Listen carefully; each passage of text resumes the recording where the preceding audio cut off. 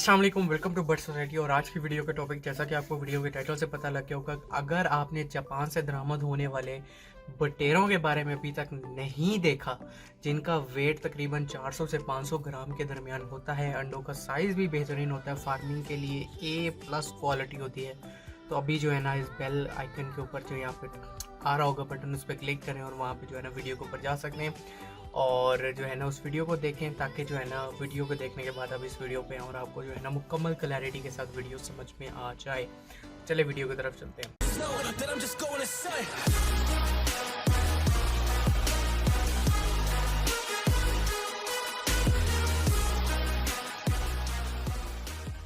अच्छा तो भाइयों यार, वीडियो मैंने कल बनाई थी और आप लोगों को ये भी बताया था कि अगर आपने पोल्ट्री फार्मिंग के ऊपर आना है और एक कांस्टेंट चीज़ को अगर आपने लेके चलना है, जो कांस्टेंट चीज़ें क्या होती हैं, मैं आपको जो है ना उनके बारे में थोड़ी सी चीज़ बता देता हूँ कि देखिए जिनकी जिनकी प्राइस जो है ना वो फ्लक्चुएट नहीं होती। अब बहुत सारे लोग जो है ना वो मुझसे ये कह रहे थे कि यार जो कीमत है ना वो ओवरऑल जो है ना गिरे ना। अगर फॉर एग्जांपल मैं आपको ये बात बता दूं कि यार जिस तरीके से एस्ट्रोलोप आई थी 2-2 ढाई हज़ार रुपये की मुर्गी, अब जो है ना उसका रेट गिर के 1000 रुपये हो गया। लाइट ससेक्स आई थी 18,000 रुपये की, उसका रेट गिर के जो है ना बहुत नीचे, अब तकरीबन मेरे ख्याल से 3-4 हज़ार 5,000 रुपये के ऊपर वो बिक रही है। तो अब जिस तरीके से अब बयाम से मानी आई है, इसी का भी बहुत रेट जो है ना वो गिरना शुरू हो जाएगा। अच्छा तो एक चीज़ मैंने आप लोगों को बतानी थी कि बिजनेसेस वो इंसान को करने चाहिए जिनकी ज़रूरियात इंसान की कभी ख़त्म नहीं हो सकती। अब वो कौन से बिजनेसेस हैं?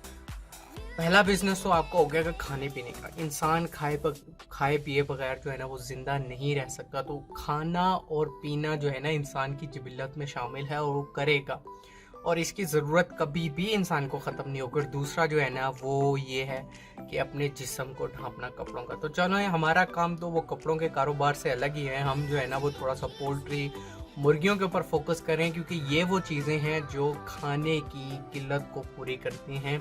और माशरे के अंदर जब आपको पता है कि हर शख्स के पास मुर्गी होगी, तभी मुर्गी का रेट कम होगा।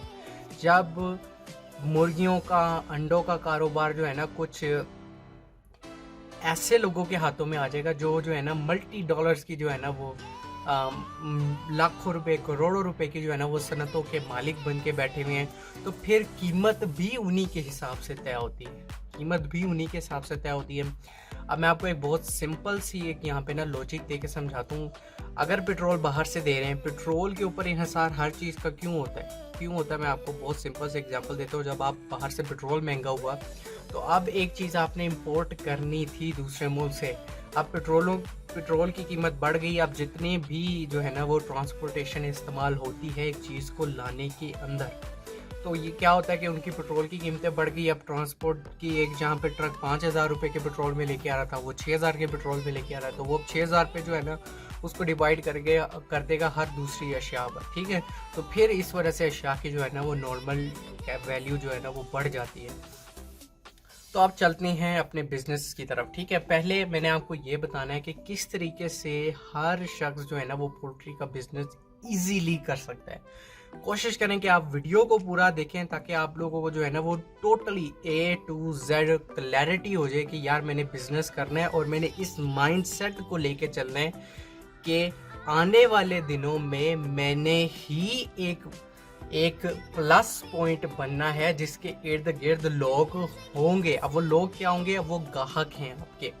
देखें, कुछ बिजनेसेस होते हैं जिनके अंदर कारोबार करने वाले को ज़रूरत पड़ती है कि वो लोगों तक पहुंचे, लेकिन कुछ कारोबार होते हैं जिनके अंदर कस्टमर ही आप तक पहुंच रहा होता है। तो हमने वो कारोबार ढूंढने हैं जिनके अंदर कस्टमर इजीली आपके डोर स्टेप तक जाएगा और आपसे कहेगा कि मैंने सर पर चीज़ परचेज करनी है, आपके पास क्या अवेलेबल है, तो मुझे सेल आउट कर दे, ठीक है। तो इसके अंदर पोल्ट्री में नॉर्मली लोग गोश्त को इस्तेमाल करते हैं, लेकिन अगर अंडों को भी इस्तेमाल करते हैं तो फिर ठीक है, दोनों को लेके चलते हैं। और सिर्फ पोल्ट्री के अंदर मुर्गियां ही शामिल नहीं होती, मुर्गियों के अलावा आप जो है ना बटेर को भी साथ साथ लेके चलें। लेकिन एक तो चीज़ आपको समझनी होगी, जिस तरीके से पोल्ट्री के अंदर कॉस्ट बहुत ज़्यादा बढ़ जाती है, ठीक है। अब हमने जो है ना वो कोचिन, ये एक मुर्गी की नस्ल होती है जिनको असील से बनाया गया है। जो वाइट आपको फार्मी मुर्गी दिखती है, जो बहुत ज़्यादा चूज़ा 1 महीने में वज़न गेन कर लेता है, मैं आपको एक बात बताऊँ कि बहुत सारे लोगों ने इनको दाने पे पालने की कोशिश की, लेकिन मैं आपको बात बताऊँ, इस मुर्गी की जिबिल्लत में बहुत ज़्यादा खाना है। अब मैं आपको एक चीज़ बताता हूँ, ये जो बॉडी बिल्डर्स होते हैं ना, वो बहुत ज़्यादा प्रोटीन वाली डाइट लेते हैं तो उनका जिस्म बढ़ता है। एक्सरसाइज एक तरफ होती है, लेकिन 70% उनकी डाइट पे होता है इन्हिसार।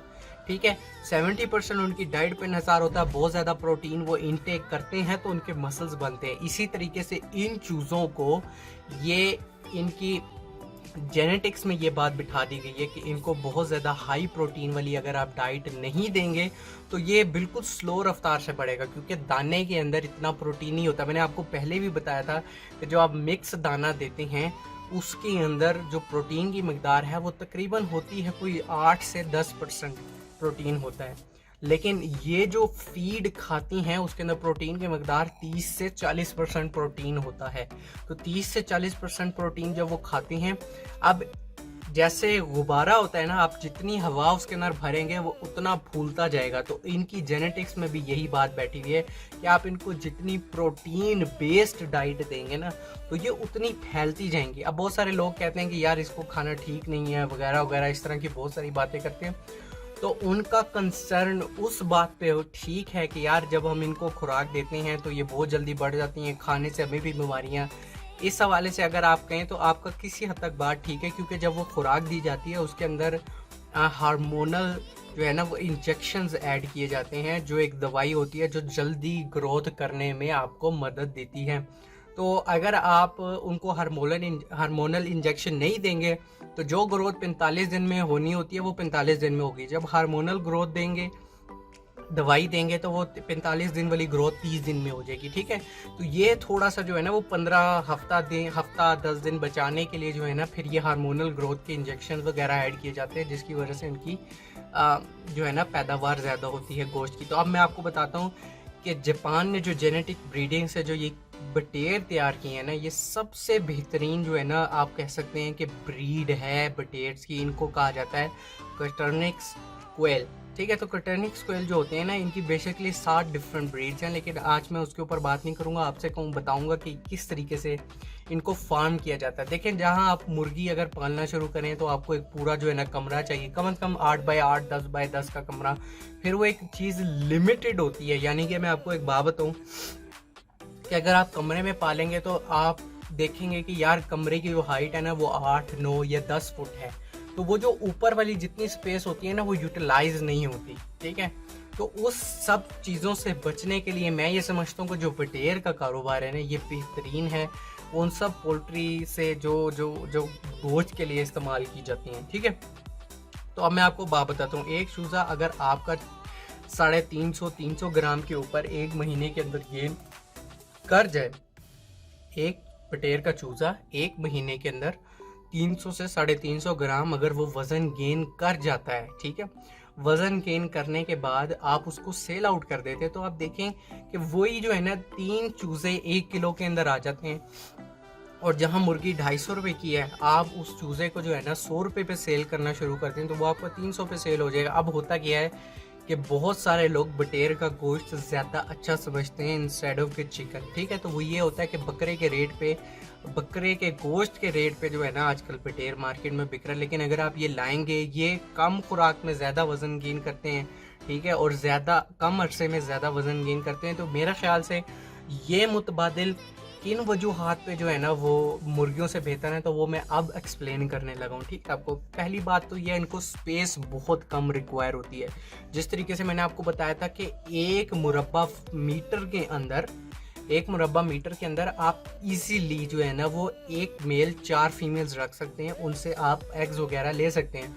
और आपको हाइट जो चाहिए होगी वो तकरीबन आधे फुट की हाइट आपको चाहिए होगी, आधे फुट की हाइट चाहिए होगी, और उसके अंदर आप इजीली इनको ब्रीड करवा सकते हैं। और तकरीबन बटेर का मैं आपको हिसाब किताब बताता हूँ, ये तकरीबन साल में जो है ना 360 जो है ना दिन होते हैं, तो ये तकरीबन 350 अंडे देते हैं इजीली 350 अंडे देते थे। तो आपको ये भी पता लग गया होगा कि अगर आपके पास 4 फीमेल्स हैं तो आप देखें साल के अंदर आपको तकरीबन एवरेजन आप कर लें तो 1200 जो है ना अंडे आपको सिर्फ 4 फीमेल से मिल जाते हैं।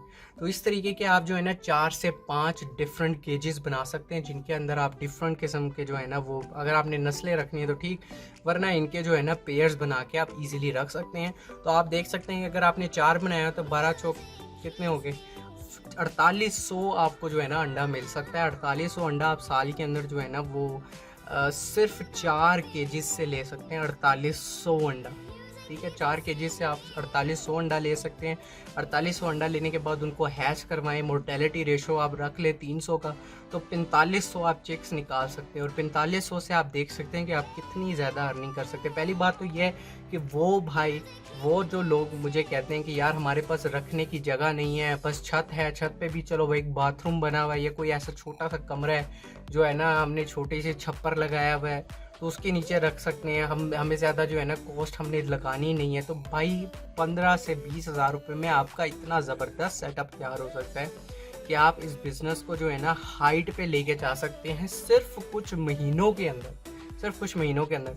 वो आप अंडे उनको जो है ना, अब मैं आपको जिस तरीके से मैंने बताया था कि इनक्यूबेटर ले लें और ब्रूडर ले लें, चिक्स निकलवाते जाएं, उनको ब्रूडर में शिफ्ट करें 5 दिन के लिए, 5 दिन के बाद ब्रूडर से उठाएं, आप उनको जो है ना केजेस में शिफ्ट कर दें और 1 महीने बाद आप उनको सेल इजीली कर सकते हैं। तो मेरे मुताबिक जो है ना आजकल के जितने भी बिजनेसेस हैं, सबसे लो कॉस्ट और सबसे कम स्पेस के अंदर सबसे बेहतरीन होने वाला जो बिज़नेस है ना, अब आप देखें ना, तो कल आपको जो कोई आके बटेर कहेगा कि यार 100 रुपये का बटेर आप जो सेल कर रहे हैं उसकी कीमत तो गिर के 10 रुपये होगी, कभी भी कोई ऐसा काम नहीं आपका होगा। हाँ, अल्लाह की बीमारी आ जाए और वो ये इसी तरीके से कि अल्लाह ताला जिसको नफ़ा देना चाहे तो उसको कोई नफ़ा दूसरा बंदा रोक नहीं सकता, और अगर अल्लाह ताला नुकसान देना चाहे तो कोई दूसरा जो है ना उसका अल्लाह से का दिया हुआ नुकसान रोक नहीं सकता। बाकी असाइड फ्रॉम ऑल दैट, आपको मैं सिर्फ यही कहना चाहता हूँ कि ये एक छोटा सा कारोबार है, इसके ऊपर तवज्जो दे। बहुत सारे लोग ये कहते हैं कि यार बटेर सेल नहीं होते। देखें, अगर आप मार्केट के अंदर चीज़ लेके आएंगे और बीमारी वाला जो आप चिकन कहते हैं बेसिकली, तो वो बहुत सारे लोग हार्मोन्स के बना रहे होते हैं। जो हार्मोनल इंजेक्शन वाले होते हैं ना, वो सिर्फ क्लोज्ड शेड में होता है। क्लोज शेड में हार्मोन्स वाली जो है ना वो फीडिंग करवाई जाती है। जो ओपन शेड हैं या सेमी कंट्रोल शेड हैं, उनके अंदर मोस्टली तकरीबन 90% जो है ना वो लोग हार्मोन्स के बिना बनाई हुई जो है ना वो फीड देते हैं, जिनसे बीमारी का ख़तरा बिल्कुल जो है ना वो घट जाता है। तो आई एम श्योर कि आज की वीडियो आप लोगों के लिए जो है ना बड़ी हेल्पफुल होगी। आप लोगों को पता लगा होगा कि अगर आपने कारोबार करना है तो किन चीज़ों को आप जो है ना बेस में रख के कारोबार स्टार्ट कर सकते हैं। बटेर के ऊपर आप ना जाए, इसके अलावा भी जो कांस्टेंट जो है ना प्राइस के ऊपर आप जो है चीज़ सेल आउट कर सकते हैं, उन चीज़ों को लेके चलें जिनके अंदर सील भी आ जाते हैं, मुर्गियाँ भी आ जाती हैं, उसके अलावा पिजन्स भी आ जाते हैं। तो कहने का मकसद ये है कि कोशिश करें कि आप कारोबार को उन बेसिस के ऊपर लेके चलें जिनके ऊपर आपको नुकसान कम हो सकते हैं और कस्टमर आपके पास खुद आए। तो आई एम श्योर आपको समझ आ गई होगी। इसी के साथ वीडियो को इख्तिताम करते हैं, और आज की जो है ना आई एम श्योर कि आप जो भी दुआएं करेंगे उन मुझे ज़रूर याद रखेंगे। इसी के साथ अल्लाह हाफ़िज़, फ़ी अमानिल्लाह।